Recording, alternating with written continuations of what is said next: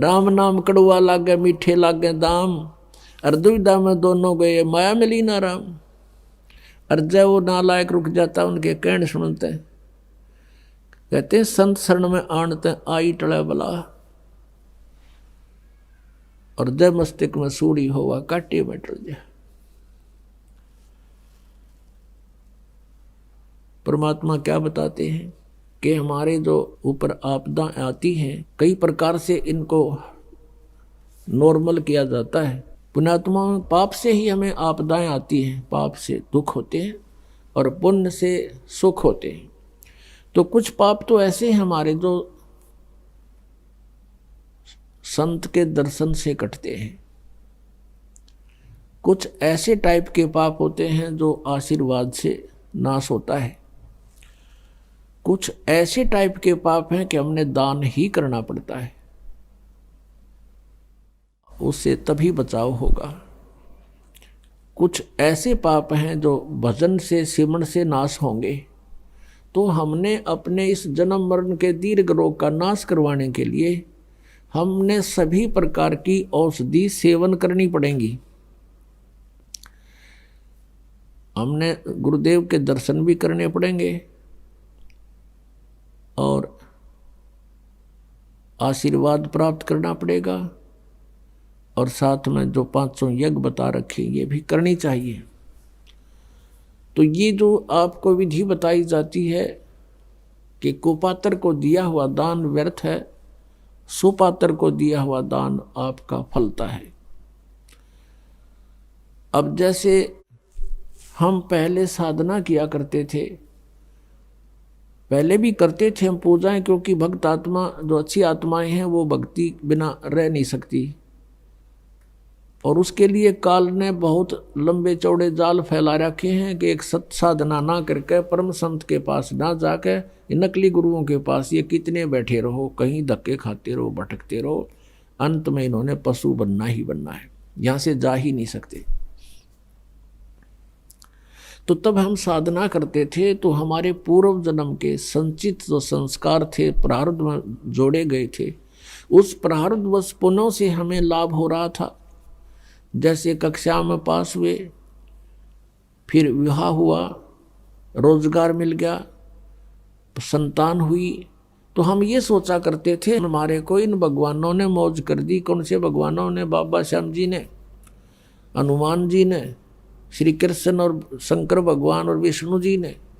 हम ये सोचा करते थे इन भगवानों की हम पूजा करें, इन ने ठाठ कर दिए या मौज मचा दी। अब पता चला कि ये भगवान तो ये कुछ भी ना कर सकते, ये तो जो आपका जिसा कर्म से वैसा ही दे सकते हैं। हम जाते थे बाबा श्याम जी पे सालासर हनुमान जी की पूजा में, तो कोई सुख होता था तो 100 गुण गा करते, वहाँ और बैठे होते, आज मुझे ये लाभ हो गया है, सालासर आनते मैंने ये फायदा हो गया, और वहाँ 10 और मिल जाते बताने वाले कि हमें भी ये लाभ हो गया, हमें भी ये लाभ हो गया। तो हम वहाँ उस पत्थर पर कति फेट होते चले गए, सही यहाँ कोई न कोई लाभ सबको हो रहा है, और वो हो रहा था पिछले पूर्व जन्म से। तो इस प्रकार हम भ्रमित कर रखे थे काल भगवान ने बिना ज्ञान के। अब ज्ञान हो गया, पता चला वह मूर्ति के लाभ करेगी, बता कुछ नहीं कर सकती, वह बोल सकती ना, कोई बता सकती ना। आप पर बांटे जाओ खड़ा खड़ा वहाँ पर, वो तेनों भी ना कह सकती भाई तू नू कर ले, नू कर ले, कुछ साधन तो बता दे, वो भी नहीं बता सकती वह। और भगवान कृष्ण विष्णु हमें मिले नहीं, और अगर उनका कोई रिप्रेजेंटेटिव मिल जाता तो वो लाभ के दिवा सके हमने। जन्म मृत्यु उसकी मिटे ना, ब्रह्मा विष्णु महेश की मिटी नहीं।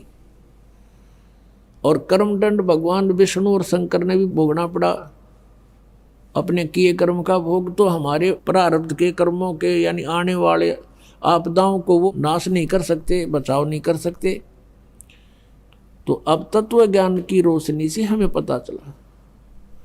तो कुछ पाप ऐसे होते हैं, कुछ आपदाएं ऐसी होती हैं जो धर्म से भी टलती है। ये परमात्मा पूर्ण ब्रह्म कबीर भगवान जी हमारे साथ साथ रहते हैं। कबीर परमात्मा कहते हैं कि जो जन मेरी शरण है ताका हूँ मैं दास, और गेल गेल ला गया फिरूं जब तक धरती आकाश। पुण्यात्मा, जो पुण्यात्मा अब भक्ति कर रहे हैं, क्योंकि अब ये प्राइम टाइम है भक्ति का, ये पिछली पीढ़ी है कलयुग में, और अब जो इस शरण में आ जाएंगे वो पार हो जाएंगे, और जो पार नहीं हुए तो वो यहीं रह जाएंगे। यहाँ रह जाएंगे तो अन्य जो साधना आप करते कराते थे उनसे तो यो असंख्य गुना बढ़िया साधना है। यदि आपने यहीं भी रहना है तो भी ये भक्ति आपको घना लाभ देगी। और यहाँ तो महामूर्ख रहेगा जिसको ज्ञान नहीं होगा बिल्कुल भी, और जानबूझ साची तजय करे झूठ ते ने, ताकि संगत है प्रभु सोपन में भी ना दे। अब जिस प्राणी को इतना ज्ञान हो गया फिर वो यहाँ रह जाएगा, फिर महामूर्ख ही रहेगा। यहाँ रहेगा किस तरीके से? अंत समय में इच्छाएं घटानी चाहिए हमने बुढ़ापे में, और हम बढ़ाते चले जाते हैं। हमने चलने की तैयारी करनी चाहिए, किसी भी आस्था नहीं रखनी चाहिए पोता और पोती में, द्योते और द्योतिया में। ये इनका अपना काम पूरा हो गया, वो उनका रोल शुरू हो गया बच्चों का, वो अपने बच्चों पाले पोसे, उनके संस्कार फलेंगे। और यदि भगवान से उनको जोड़ दिया गया तो भाग्य में ना होगा तो भी मालिक देगा उनको, रक्षा करेगा उनकी। तो फिर हम ठेकेदार किस लिए बने? तो बुढ़ापे में हमारी दूनी दुर्गति करे युकाल, ना तो कोई हम करने योग्य रहते, इच्छाएं इतनी हो जाती हैं, न्यू हो जा भगवान, फलाने का न्यू हो जा, पोते का न्यू हो जा, पोती का वहाँ ब्याह हो जा। तो ये समस्याएं हमने घटानी पड़ेंगी अपनी, और ये ज्ञान से घटेंगी, वैसे कहने सुन से नहीं बनती बात। तो क्या बनती है बुढ़ापे में? आया बुढ़ापा बैरी, पड़े परिवार में ममता गहरी। आवे बुढ़ापा बैरी, पड़े परिवार में ममता गहरी। पोता ब्यालो या मन में रहरी, एली करवा जो खड़ी रहेली, करवा जो खड़ी। जब के ठेका ठा लिया और कोई पूछा नहीं बुढ़ा ने। बच्चे कोई काम करना शुरू करते हैं, बीच में जाकर खड़ा हो गया, नो नहीं भाई नो करो। वो करते होंगे उन्हें डिस्टर्ब करेगा। अब जो वृद्ध आदमी आज 70-80 साल का हो गया, उस समय जब वो युवा था, जो भी क्रियाएं करता था, उसमें वर्तमान के हर टेक्निक में अंतर हो लिया, तो उस वाली सलाह काम ना दे। और फिर जब वृद्ध हो जाएगा, यो ज्ञान समझ में आ जाएगा, फिर तो परमात्मा कहते हैं, लोभी मन नाम सुमर ले रे, तू जीवित मर ले रे। फिर जीवित मर जाएगा। जितनी जैसी आपकी सोच समझ है, बच्चों को एक बार प्रार्थना करें और वो कहें कि नहीं पिताजी ऐसा करेंगे, अच्छा बेटा ले देख लो, ऐसा कर लो, फिर अपनी माला लेकर मुंह फेर ले, बात नहीं करे दोबारा, क्योंकि वो बालक नहीं है और परमात्मा उनके साथ है। जहाँ जो भगवान साथ देगा माँ बाप नहीं दे सकते। माँ बाप अपने बच्चों को खाना खिला के, अच्छी तरह नवा धोआ के, कपड़े सुथरे बढ़िया पहना के स्कूल भेज देते हैं, और रास्ते में दुर्घटना हो जाती है तो वहाँ माँ बाप का रोल नहीं है,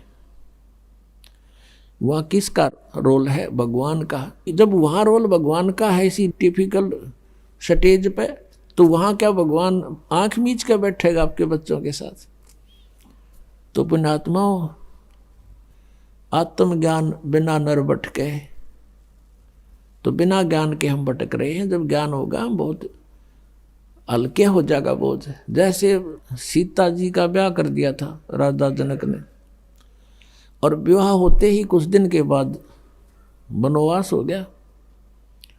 वनवास के बाद फिर उसका अपहरण हो गया, रावण की कैद में रही 12 वर्ष।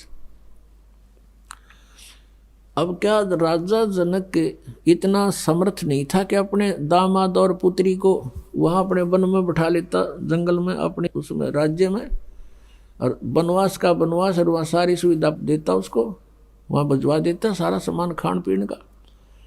लेकिन नहीं, वो विद्वान पुरुष थे, उनको पता था कि हमारा फर्ज इतना ही था, इनकी विवाह कर दिया और इनका इब भाग फलेगा।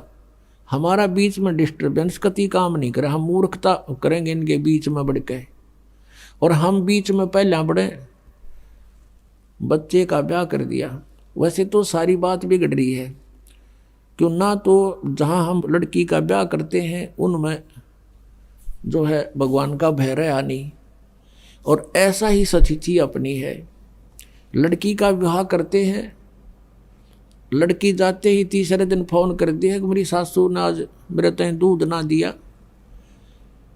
तो लड़की की माँ कह गिला मन ने दिए फोन, और देव तेरी सास ने दो सुनाओगी गाल, मत करूँ उसने 4 गाल देगी अपनी समधन ने, फिर आजा आजा और छूटा छाटी मुकदमे शुरू हो गए। बता कोई बात है? छोटी छोटी बातों पर हमने पतंगड़ बना के इतना कहर मचा लिया घरों में। बच्चे को समझाओ बेटा, अब घर ये नहीं रहा तेरा, तेरा घर वो हो गया है, और अपने प्यार से रह, अपने माता पिता की तरह व्यवहार कर, अपने घर में जगह बना, प्यार से रहे।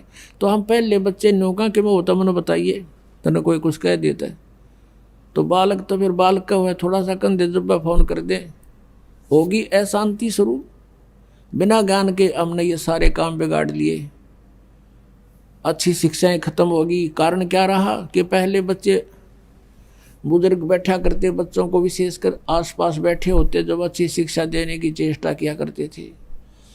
अब सभी इतने बिजी हो गए माया जोड़ने में।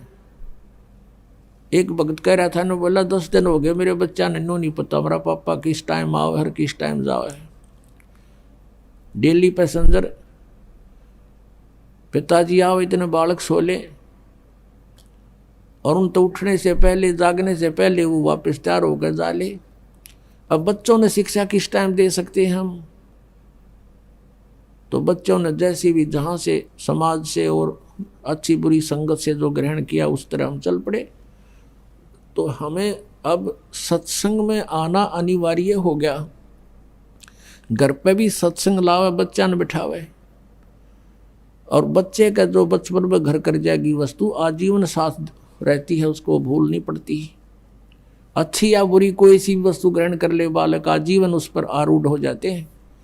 तो हमने बचपन से ही शिक्षाएं गलत दे दी, और जिस कारण से हमने समस्याएं घनी बढ़ा ली, तो सत्संग से घटेंगी। तो कहने का भाव ये है कि हम परमात्मा के चरणों में आने से हमारी सारी समस्याओं का समाधान होगा, परमात्मा पर विश्वास बढ़ेगा। अब प्रसंग चल रहा है कि हम जैसे कोई आपदा आप पर आई और नाम ले नहीं रखा, तो वो आपदा आपकी देह तोड़ जाएगी, उसमें बचाव नहीं होगा। बचाव करने के लिए हमने कुछ करना पड़ता है, और वो परमात्मा जिसकी शरण में आप कभी रहे हो और पार हुए नहीं, और फिर आप दोबारा भटक रहे हो, तो फिर उस मालिक को पता होता है। कहता है जो जन मेरी शरण है ताका हूँ मैं दास, और गैल गैल लाग्या फिरूं जब लग धरती आकाश। अब जैसे हम कबीर परमात्मा की शरण में नहीं थे, हम अपनी तरफ से तो नहीं थे शरण में, लेकिन हम पहले से इनके संबंधी थे। कई बार ऐसी जबरदस्त दुर्घटनाओं से बाल बाल हमें बचाया है। एक बार नहीं, कई बार ऐसी घटनाएं कई प्रकार की। तो हम ये सोचा करते ये ब्रह्मा विष्णु जी और शिव जी ये श्याम जी ने रक्षा कर दी। कहते नहीं, हम इनकी भक्ति करते थे इसलिए इन्होंने हमारी रक्षा की। नहीं, जैसे एक टटीरी पक्षी था, महाभारत के अंदर एक प्रकरण आता है, महाभारत ग्रंथ में लिखा है कि महाभारत का युद्ध होने को जा रहा था, आमने सामने सेनाएं खड़ी थी। उस कुरुक्षेत्र के मैदान में कुछ दिन पहले युद्ध में सेना इकट्ठी होने से पहले एक टटीरी नामक पक्षी ने, उस मादा पक्षी ने अंडे उत्पन्न कर दिए उस कुरुक्षेत्र के मैदान में। और जब देखा चारों तरफ से सेना इकट्ठी होगी, तब उसने जान लिया कि तेरे बच्चे मरेंगे, तेरे अंडों का नाश होगा। उसने भगवान से प्रार्थना की। अब टटीरी ना तो राम की पूजा करे थी, ना वह श्री कृष्ण की, ना गॉड की, ना अल्लाह की। अब उसका कोई इष्ट देव नहीं था, लेकिन आत्मा की पुकार करी उसने। आत्मा का साथी कौन है? एक परम अक्षर ब्रह्म है, क्योंकि हम उससे उत्पन्न हैं, और वो मदद उसी की करता है जिसके पिछले जन्म का कोई संस्कार होता है। न तो टटीरी छोड़ यहाँ आदमी डडा डडा के मर जाते हैं, उनकी नहीं सुनता वो। और वो उन्हीं की पूजाओं जो पहले हम सोचा करते ये मदद करें, फिर ना करी उन्हें, जब दे ही तोड़ दी काल ने। तो कहने का भाव ये है कि टटीरी के अंडों की रक्षा परमात्मा ने की, कारण कुछ भी बनाया। कहते हैं इंद्र के हाथी का एक घंटा टूट गया, हाथी का बांधा करती है टाली सी लंबे, लेकिन उसके बहुत बड़ा घंटाला था, वो आकर ऊपर गिर गया अंडों पे। महाभारत का युद्ध हो गया, अग्निबाण चले, आसपास की जमीन भी फूक दी, पहाड़ भी टूट गए, लेकिन अंडा का आंत नहीं आन दी। अब वो टटीरी किसकी पूजा करती थी? क्या वह राम की पूजा कर रही थी उसमें, या कृष्ण की कर रही थी, या विष्णु की कर रही थी, या कोई श्याम जी पूजा थी? और उसकी रक्षा की वो किसने की? उस पूर्व संस्कार से। जैसे गीता जी अध्याय नंबर 15 के श्लोक नंबर 16 और 17 में 3 भगवान बताए, एक सरपुरुष, एक अक्षर पुरुष।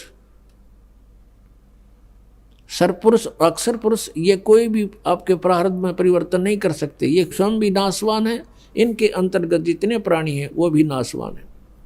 17वें श्लोक में कहा कि उत्तम पुरुष है तू अन्य परमात्मा इति उदाहरत है, ये लोग तरम आविश्य विवर्ती अवैश्वर है। वो वास्तव में पुरुषोत्तम, उत्तम पुरुष, पुरुषोत्तम श्रेष्ठ भगवान तो कोई और है जिसे परमात्मा कहते हैं, और वही तीनों लोकों में प्रवेश करके सबका धारण पोषण करता है। किसी भी प्राणी का जैसा भी लेन देन है वही करता है,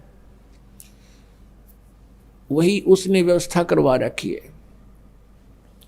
और विशेष परिस्थितियों में वो अपनी प्यारी आत्मा के लिए स्वयं भी कहता, सो छल सीधर मैं करूं अपने जन के काज।